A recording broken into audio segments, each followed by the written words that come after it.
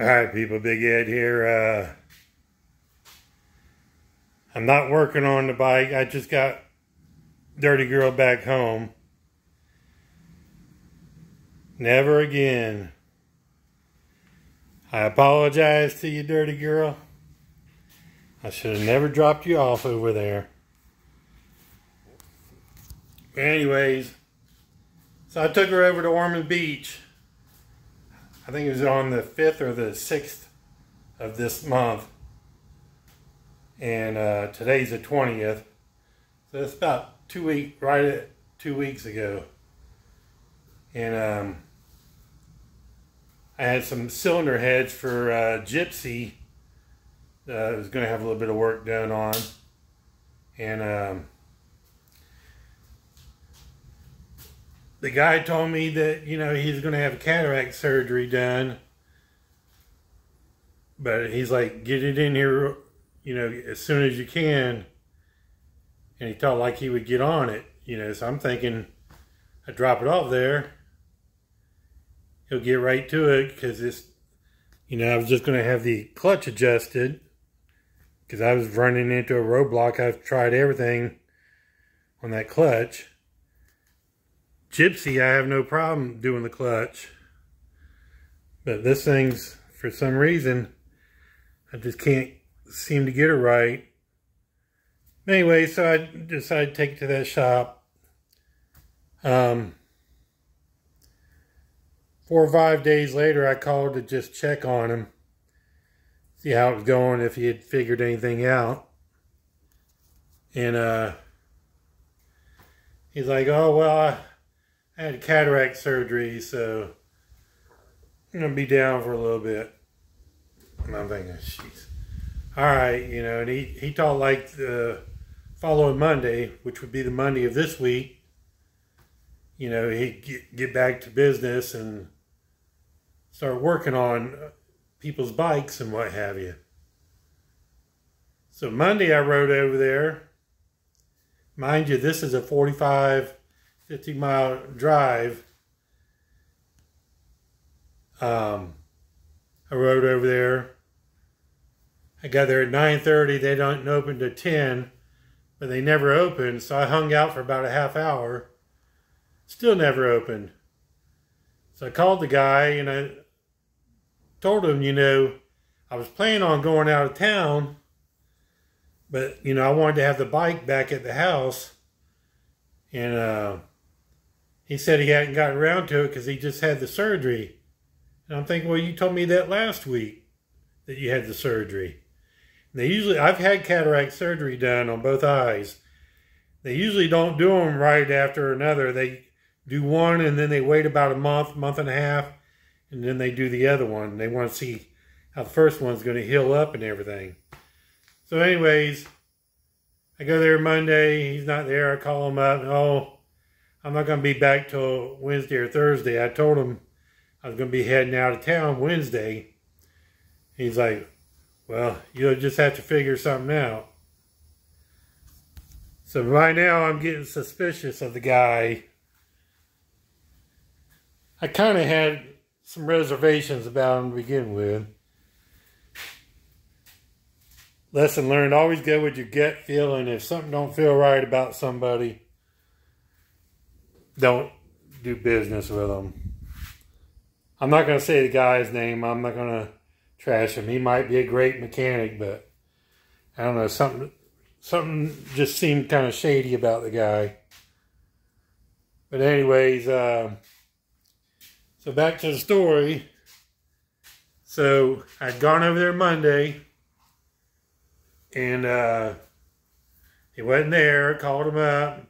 I'll be there maybe Wednesday or Thursday. So Tuesday I didn't go by there. I didn't call him or nothing. I figured, okay, I'm sure he'll be there Wednesday. He's got to start getting some work done. He had a lot of bikes and stuff in there. And so I drove over there again. I didn't want to call him because I had some, like I said, I had some reservations about the guy. And I'm afraid if I give him a heads up that I'm heading over there, he might either do something to my bike or say he's not there, or what have you. So I get out there. He's not there. He's not working. I didn't call him because he did say Wednesday or Thursday. So today, I went back out there again. I crossed my fingers and I said, Lord, please let him be there. Don't make me have to go through a bunch of shit and have this guy kind of trying to screw me over. So I went over there today unannounced. I didn't call him or anything. And they've got a secured area where you can ride around. They got gates that you have to get permission to go through. So I couldn't go around back to see if they were back there. But I did peek around through the gate and I saw a motorcycle back there. So I went up to the front door and the sign that says open was turned off and the door was locked. So I peeked in there and I happened to see the guys in there. So I started knocking on the window. They finally came to the window and I told him, he didn't look too happy, but I told him I was there to pick up the bike and my cylinder heads. He hadn't touched the bike yet. He didn't do anything to it. I'm kind of glad because I have a feeling that he would have probably charged me way more than I want to spend. I'm going to go back to trying to figure it out again myself. And if I got a couple more things I want to try, and if it doesn't work out, if I still can't get it, then I'm going to do a video with me showing what all I'm trying, and maybe I can get some help from you people out there to help me get this clutch figured out.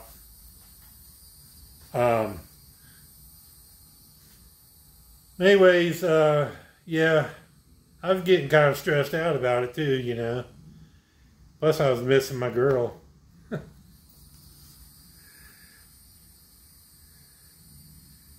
It's not the greatest bike in the world, but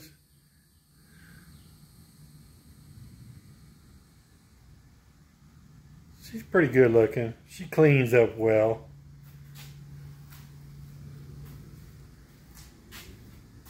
Anyways, I'm glad I got my bike back, and I'll probably, I had never taken a bike to a shop before.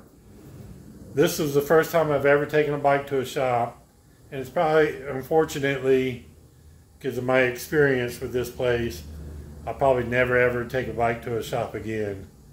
I either just sit here and look at the damn bike, not running, well it runs, but the clutch needs to be adjusted, or I'll find somebody to come over and try to find somebody to come over and help me get it adjusted. I'm no mechanic. I learned everything I learned how to do, or 90% of everything I learned how to do, I learned from people on YouTube. I know a lot more than I used to know, but there's a lot of stuff I don't know, and I rely on the help of YouTube and my manuals. But my manual didn't have this particular, I don't have the actual Harley manual. I think the one I've got is a Haynes, and I got a Chilton. I think that's the name of it, Chilton. But they all have the clutch that's on this side over here. It kind of goes in right over here somewhere.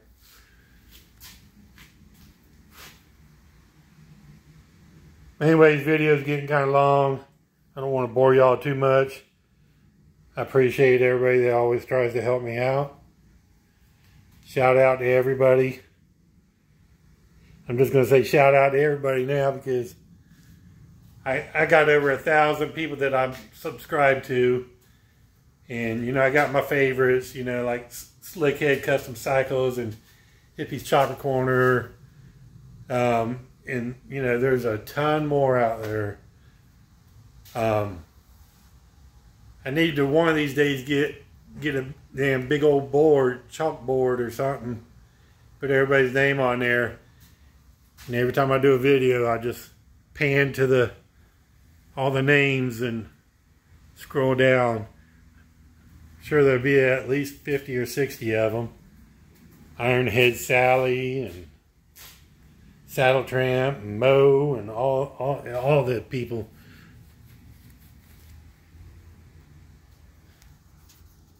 I'm always afraid that somebody's going to get upset if I don't give them a shout out, if I don't say their name. And if I don't say your name, it ain't because I ain't cool with you. I'm getting old. I'll be 60 in December. To me, that's old.